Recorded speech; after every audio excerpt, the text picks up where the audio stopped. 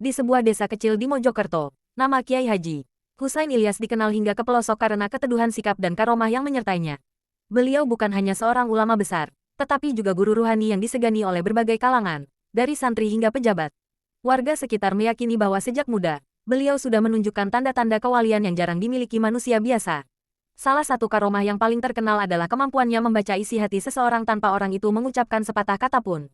Pernah seorang tamu dari luar kota datang dengan niat buruk, namun sebelum sempat berbicara, Kiai Haji Husain sudah menyuruhnya pulang dan memintanya bertaubat.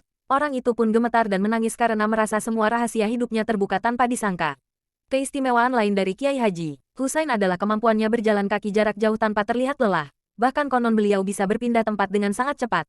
Santrinya pernah melihat beliau berada di dua tempat berbeda dalam waktu yang bersamaan. Satu sedang mengisi pengajian di Mojokerto, dan satu lagi menjenguk orang sakit di Jombang, pada jam yang sama.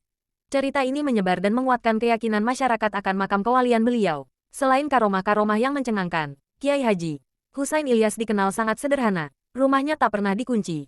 Bahkan pintunya sering terbuka bagi siapapun yang ingin bertanya ilmu atau sekadar minta didoakan. Makanan yang disantapnya pun sangat sederhana. Sering hanya nasi putih dengan garam atau tempe rebus. Pakaian beliau tak pernah mewah. Selalu mengenakan jubah putih yang mulai memudar warnanya karena dipakai bertahun-tahun. Namun justru dari kesederhanaan itu terpancar kewibawaan yang membuat siapapun enggan bersikap kurang ajar di hadapannya. Setiap langkahnya seakan memancarkan doa. Setiap senyumnya menenangkan jiwa yang gelisah. Meski hidup dalam kesederhanaan, Kiai Haji Husain Ilyas dikenal sangat dermawan. Uang hasil sedekah yang diberikan orang kepadanya tidak pernah disimpan, melainkan langsung diberikan kepada fakir miskin atau untuk pembangunan musola dan pondok pesantren.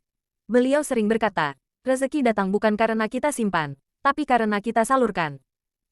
Satu kisah yang menggugah hati datang dari seorang pemuda bernama Ahmad, yang dulunya terjerumus dalam dunia hitam narkoba.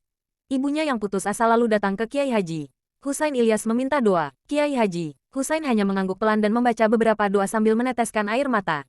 Ajaibnya, malam itu juga, Ahmad mengalami mimpi bertemu Kiai tua berjubah putih yang menuntunnya ke masjid.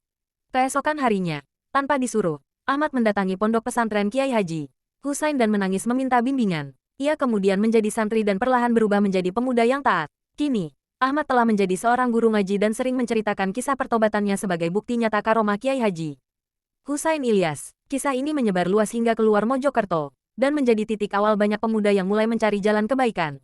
Mereka percaya, selama masih ada ulama yang istiqomah seperti Kiai Haji Husain, maka cahaya Islam akan terus menyinari tanah Jawa. Sosok beliau menjadi oase di tengah kegersangan moral zaman modern.